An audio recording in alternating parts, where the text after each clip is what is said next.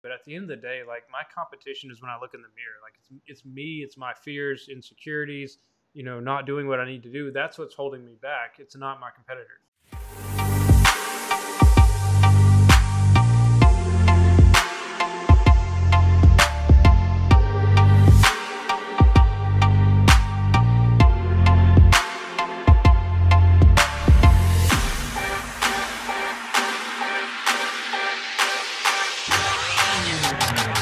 All right, so this is the interview I've been trying to get for 6 years now, because this is one of my first clients ever. This is Brittany. She actually moved to Las Vegas as you were a new artist, right? Or were you just starting a new business there in Vegas? I was just starting a new business. I'd been doing it about 10 years at that point. Okay, so she was a permanent makeup artist, or she still is. Moved to Vegas, didn't have any clients there, didn't know anybody there. She found me through a referral. She put it on a credit card, like she put my service on a credit card. Her husband was like, "What the F?" And then the rest is history. She now has like 20 team members. She's doing absolutely amazing. She's actually going to be speaking at one of the conferences that I'm speaking at too. So let's welcome Brittany Wagner. Hey guys. Yeah, like I said, I've been so pumped to try, I've been trying to get you on the podcast, and we've always we've scheduled it and something pops up. And so we're finally here. I'm excited about it. Your success story is just so inspirational, and I'm excited to share all the tips that you have for people and, all the advice. And so let's start out with kind of your background. You said you've been doing permanent makeup about 15 years now. Yeah, I've been doing it quite a while. I went to school in 2005 before it was before there was social media and cool trendy reels, Wow. So yeah, 2005. So you're one of the OG permanent makeup artists. Mm-hmm. That's Yep, awesome. that's true. So where did you live before Vegas? I was in northern Nevada, Reno, Nevada area. That's where I trained and had my business for the first 10 years of my career before I moved here to Vegas. Okay, awesome. That reminds me of the show Reno 911. So yes, maybe you did Lieutenant Dangle's brows or something. I probably could. I should call him and ask him. Anyways, all right. So you move to Vegas. You don't know anybody. What was it like, trying to get new clients in a new spot when you don't know anybody? It was difficult. It was scary. I knew that I had the skill set, but to get my name out there was hard because I was so used to being from a place where people knew me. I was born and raised in Reno, and it was a little bit easier to build a clientele, but to move and have to rebuild was difficult. And things are different in Vegas because a 6-month apprenticeship is also required here. And they kept telling me that I needed to do an apprenticeship, and that felt weird because I knew more than a lot of the artists who were offering the apprenticeship. So it felt a little overwhelming, but I figured it out. Yeah, for sure. So tell me about, how your business has grown the past 6 years. I have growth every year. It's grown exponentially. I started out in a one-room place just because I was new to the area and didn't know what I really, would be bringing in. And so I started with a one-room, one-bed facility inside of a salon and spa. And I was working 1 day a week and got busy fairly quickly. I was surprised. And then moved into a bigger room with 3 beds in the same salon and spa, and quickly grew out of that place too. I was really surprised. I wasn't expecting the growth that I had.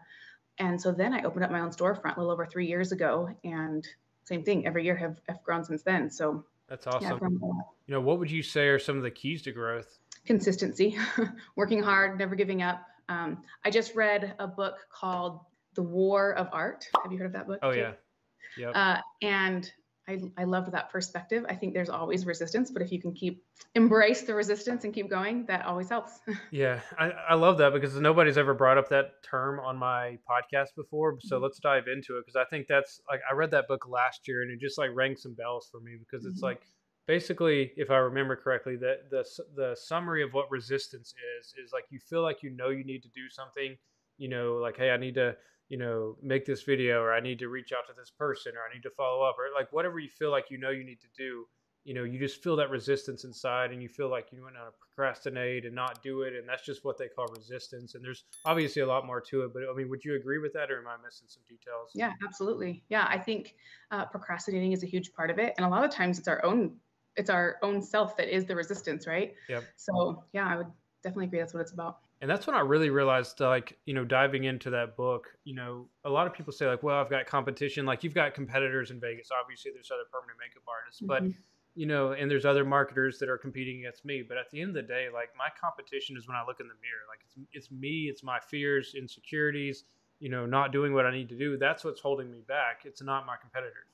Absolutely. I agree. It changed my mindset. I feel like I don't have competitors. Right. I Exactly. feel like as long as I'm doing what I need to do for myself and my business is unique, even with my competitors. And as long as I am doing what I need to do and, fixing the things that I need to fix about myself and my business, then I don't really change my mindset. I don't see that I have a lot of competitors anymore. So, as you grew from like a solo PMU artist to, managing multiple team members, having apprentices, all this stuff, what are some things that you've kind of maybe had to learn the hard way, like when it comes to leadership or, having people work under you? Boundaries, I would say, is a big one.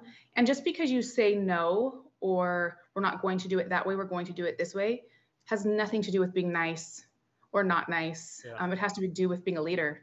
And having high expectations doesn't mean you're not nice. It means you have high expectations. So I feel like that taking that element of feeling like you're mean or nice out has really helped me. Yeah, and that's something that as I've grown two different companies that I've kind of like, had to figure out and struggle with myself because I come from a military background. And I mean, some people say I'm a little bit intimidating when I'm their boss. I don't know why. Mm-hmm. Guy. Right. But, It's the jewelry. yeah, exactly. It's all the permanent jewelry. Um, but like when you're leading others, like you've got to have those standards, obviously, to grow a great company. You've got to have, your procedures and like, the way you do things, like they're doing it the right way. But that doesn't necessarily mean you have to be like quote mean about it. Or, I think it's the biggest mistake leaders make is just getting too many emotions involved. Sometimes, Mm-hmm. I don't know. What are your thoughts on that? No, I absolutely agree. When I'm trying to make a decision, I always try to take the emotion out and look at the facts, Right. which is sometimes kind of hard, but it really is the most beneficial. And I feel like I make better choices that way. I have apprentices who will say things like they think I'm a hard ass, but they end up doing really well because it really is a gift I'm giving them, right? Don't mess up. What we do is very serious. Like I have to have high standards and I'm going to hold you to it. Yeah. So Because I mean, at the end of the day, like having feedback from you is going to be a lot better than them not learning and then having really bad feedback from an angry client or someone who goes to a news channel because they botched their brows or something. So it's much better to have that feedback from you up front. Absolutely. I know that I respect a lot of my mentors and even just my business friends a lot more when there's honesty. So, I've heard a lot of great things about your training program and everything. What's involved in that? Is it, you mentioned something about a 6-month apprenticeship. Is that still the same laws? Yeah, I've definitely changed it a lot and gotten better as I've had more students come through. The way I have it set up is they have to take a beginner's course first. If they're a newbie, right? They take their beginner's course and I go over all the theory work and we work on models and things like that together so that it's very hands-on, but also very knowledgeable. And then they have to start a 6-month apprenticeship because you can learn the bare minimums in a 3 or 4 day class. But if you really want to make it your career and you really want to make it a skill set, it's just not enough. So that's the beneficial part of being able to add on the 6 months. So they come in and then they do the 6 months and they are able, the way I have it set up is they have to log into an online portal and they have more classes or continuing education in this online portal. They're able to submit assignments that way. I grade and critique and send the assignments back. And then once they complete that portion, then they can actually come in and work more so on their own. We're more side by side. They're never really alone, but side by side we work and they're able to shadow me, ask questions, and take their own clients, see how I run my business. A lot of people, especially in our world, don't have both a skill and a business mindset, right? They typically have one or the other. And I like to think that one of my strengths is the business aspect. So they're able to actually come in and see how my back office works too and how I run my business. And not a lot of new entrepreneurs get that opportunity. Yeah, that's huge because like you said, I think that's one of the biggest struggles in the industry is like, there's a lot of people out there who do great brows and are very artistic, but they do not know how to run a business. They're just terrible at it. Mm-hmm. And so like, what would what are some of the main lessons learned that people, that struggling artists, or no, I won't say struggling, but just new artists, what tips do you have for them on, running a team, running a business? Being consistent, that's one. I would say setting realistic goals and then being consistent. I always tell my newbies to take 20% of their income and put it away. I don't care if they charge $20, you put $4 away and you do not touch it. Yeah. That's the only way you can grow and expand your business. Most of them don't listen, but that really is one of the best pieces of advice I feel like I can give to them. And then obviously practicing their skill set. They need to be practicing and don't be afraid to talk about it. everywhere you go. So Instagram is not the only place to Right. talk about what your skill is. So always talking about it, being consistent, and saving money. Yep, for sure. Now, what I'm really interested in is knowing how kind of developed and evolved as a business owner, like handling leads. Because I remember back in the day, I would get you like, 300 to 500 leads a month, and you were just like drowning as like a solo artist. So, how did your like, systems develop so that you can manage, a better volume of leads, like and manage like the client side of things like that? Lots of different ways. I would find myself sneaking in the middle of the night on my cell phone Yep. so that my family wouldn't be mad at me. But really being able to find some key players to help me. Also other artists and some, back office admin help me as well. I just couldn't do it all by myself. So recognizing when the time was to bring someone on to help, and recognizing when it was the right time to delegate and take care of business. Yeah, so I think hiring's a tough thing for a lot of people who have never really done it. I mean, even now, like I don't enjoy hiring. It's just I so agree. what are your best tips on like finding the right people in your local area that to help you with stuff or other artists? That's a hard one. I feel like that one has to come with experience. I Yeah. feel like the best thing you can do is get rid of or fire your first employee, and then you learn everything. Well, not everything. Then you learn a lot, and you really learn what you're looking for, what you need, what you don't need, what you're not willing to put up with, what you're willing to put up with. Sometimes that first one is really hard and probably the hardest, but it's crucial and really important. But then I think if you can really prioritize some things and knowing your own strengths and your own weaknesses, that really helps too. So that you can say, I need you to always be on top of the leads because I can't be. And speaking of weakness, we were talking about this before we started recording. Like you've never been a fan of doing, flashy Instagram videos or like you've never been heavy into social media, but you're still able to grow to a tremendous size, for permanent makeup. And so what, I guess one, like without asking a question, I think that's awesome because I know a lot of artists who do struggle with social media. And so seeing that you can have that growth without being like, super into Instagram and everything like that. Like, what are some tips? Like, how did you grow your business without doing like videos and stuff? Doing really good work, having my skill set be good. That way clients would send referrals. That's huge. I still do social media and have like an Instagram and a good like presence. One of my favorite memes that I saw at the very end of the year was I made it through 2023 without dancing in a reel because that was my goal and I feel like I crushed it. Yeah, because but I still, sorry, go ahead. I was gonna say your Instagram looks nice, but when I say you're not super into Instagram, like you're not on there twerking every day trying to get attention like a lot of artists. Yes, yeah, that's definitely not my jam. And I feel like your jam, if you will, calls to your clients, right? So I feel like talking about it and still, I don't know, putting yourself out there, but with your own style is what really helps. People want to see your work. Having a beautiful portfolio is good. You don't have to be doing all the other fluff necessarily, but being consistent and, getting your skill set out there is good. Now, I will add to that, like a lot of people have the misconception they can just have good work and then that's it. You were still running a lot of ads. People were actually seeing your work. I don't want people to think they can just have good work because at this day and age, like if you don't have ads, you're not going to be seen.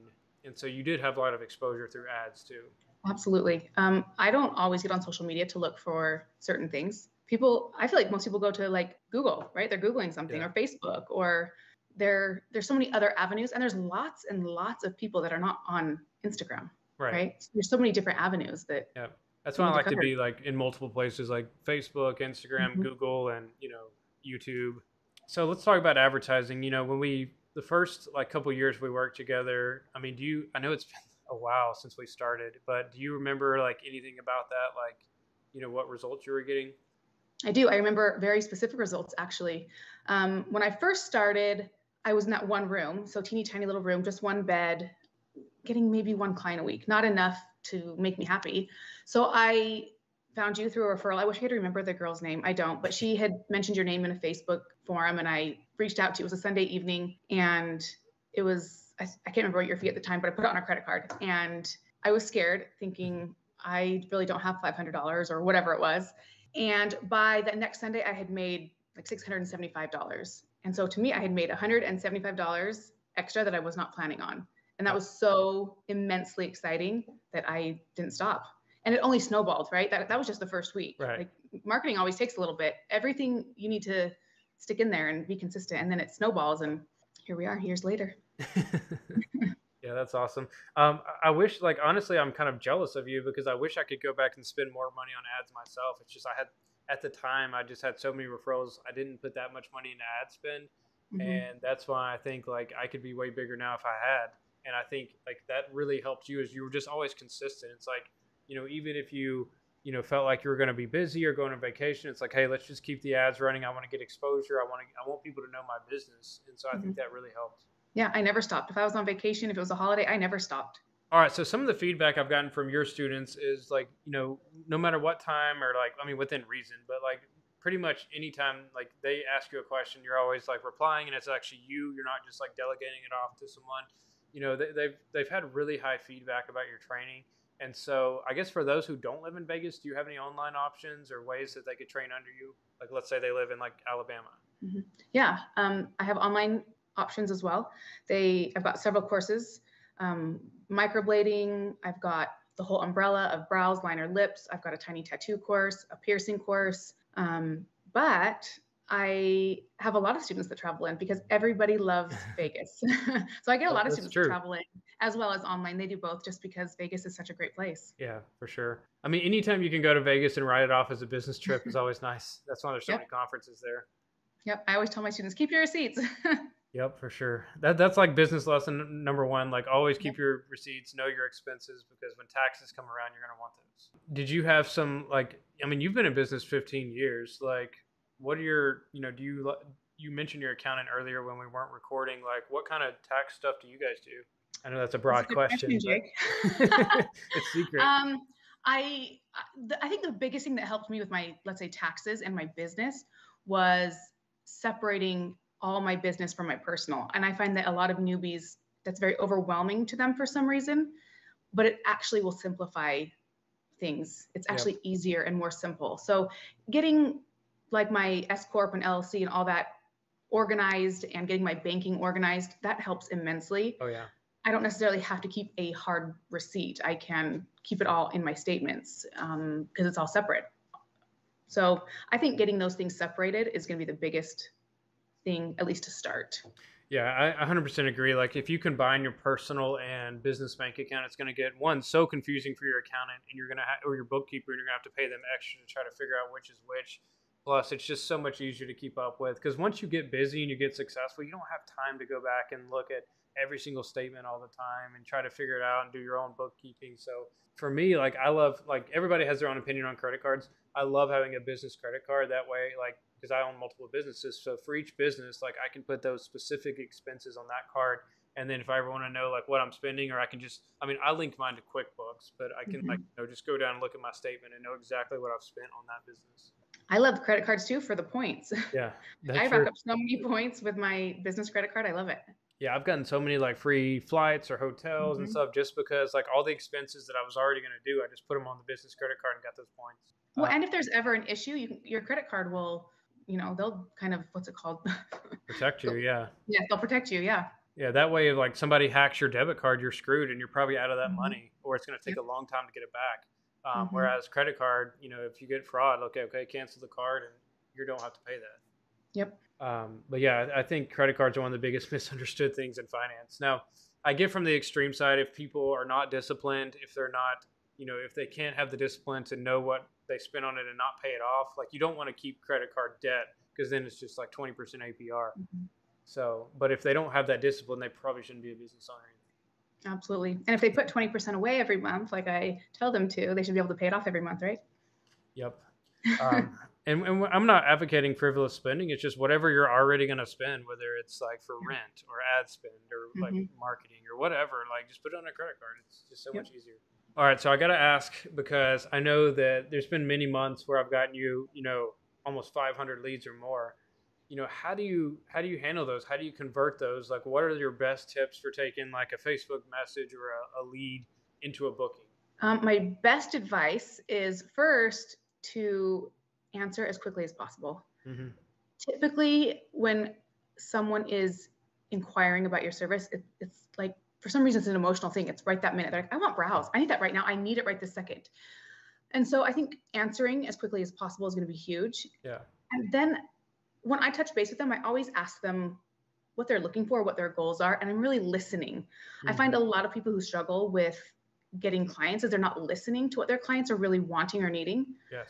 So touching base with them as quickly as possible and then asking what they need and listening to what they're asking for. And I almost repeat back what they said to me and tell them how my service can fix that problem. Right. And almost every time I can get them in for at least a free consultation, if not booking the service right away. Let's role play and just give the audience an example, because I love that and I know exactly what you're talking about, but I want to role play it just so our audience really understands. Okay. So let's say I'm a potential client. I'm calling you for some brows. So like ring ring. Hello, this is Ink by Britt. Hi, this is Jake. I'm looking into permanent makeup. I saw you had a permanent makeup studio. Hi, Jake. How's it going? Hey, going good. Good. I'm glad you called today. Tell me a little bit about your brows now and what you do with them currently, and maybe what some of your goals are with them. I always feel weird playing this as myself, but so yeah, I'm looking into microblading, but right now I'm just trying to get some price quotes. So how much is it? Well, it just depends on the service. So I would really encourage you to come in. Let's do a free consultation and I can go over all the options with you and really see what we're working with as well. Your skin type and type of brow hair you have really determines what you ultimately can get. Okay. Yeah. I mean, I would be open to that. So, what's the price range of your services? It just really depends on which service we go for. And it's hard for me to give you that over the phone if I can't really see your skin type. Are you able to come in a little bit later today and we can do a consultation and I can go over all the pricing with you? Yeah, that works. I would love that. So, all right, we'll cut it there. But the reason I kept pushing for price is because that's the most common thing we see with leads. It's just how much. Mm-hmm. But I like how you were very nice. You had good tonality. And, you started by asking me a question. And honestly, if I wasn't playing difficult, I would have told you what I wanted about my brows and stuff like Right. that. I was just kind of playing the how much game. But you did a good job of really saying well, it depends. And we try to customize it to you. And so, if somebody's out there right now listening or watching and struggling to close leads, hopefully that helps. Cool. I love it. And guys, by the way, this is not scripted.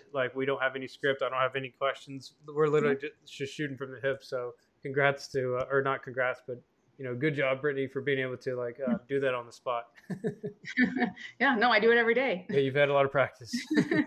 And how does that, so right there, I called you, but how does it change if it's just a Facebook message?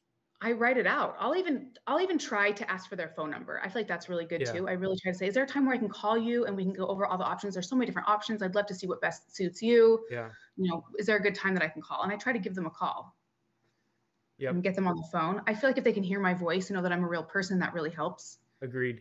Now, if they don't give you the phone, have you ever tried doing voice messages? I haven't, but I have seen a lot of the voice messaging go on. I probably should try it because I do think adding your voice in there is beneficial. Yeah, I find it definitely helps for some people. I mean, there's a couple people out there that don't know how to press play and listen to it, but for the most part, I love the voice messages because that way, people don't. Obviously, I think phone number is superior because then you have their info and you can text them also. Mm-hmm. But voice messages are a good way to follow up, I think. If you're watching or listening and you're, having you're wow, these are great ideas. This is awesome. Comment below, let us know.